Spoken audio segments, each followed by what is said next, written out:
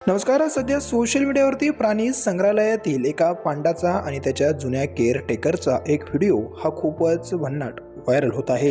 Video जर तुम्ही शेवटपर्यंत बघितला तर मित्रांनो, तुम्ही देखील या पांडाचे कौतुक केल्याशिवाय जाऊ शकणार नाही.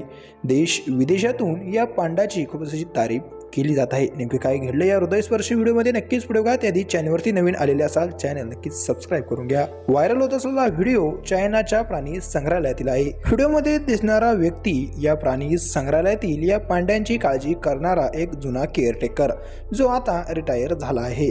काही दिवस त्यांनी या पांड्यांची सेवा केली आणि त्यांनी आपले पद सोडले. रिटायर झाल्याच्या नंतर तो आपला घरी परतला आणि आपल्या जीवनामध्ये व्यस्त झाला. परंतु आपल्या लाडक्या पांडाचा 6वा बर्थडे म्हणजे जन्मदिवस आहे हे लक्षात येताच त्याच्या भेटीकरिता प्राणी संग्रहालयामध्ये तो 6व्या जन्मदिवसाचा केक घेऊन हा प्राणी संग्रहालयात आला. हे बघताच पांडाने आपल्या हातातील अन्न फेकून दिलं आणि त्याने लगेच आपल्या केअरटेकरकडे धाव घेतली. केअरटेकरकडे त्याने नुसती धाव घेतली नाही तर त्याचं मन हे भरून आलं होतं. डोळ्यामध्ये हे अश्रू आलेले होते. केअरटेकर देखील भावनुक होत त्याच्याकडे बघत होता. मित्रांनो, तुम्हाला सांगू इच्छितो की पांडा हा अगदी प्रेमळ स्वभावाचा, हसणारा, खेळणारा, खोडकर आणि अगदी न रडणारा प्राणी आहे.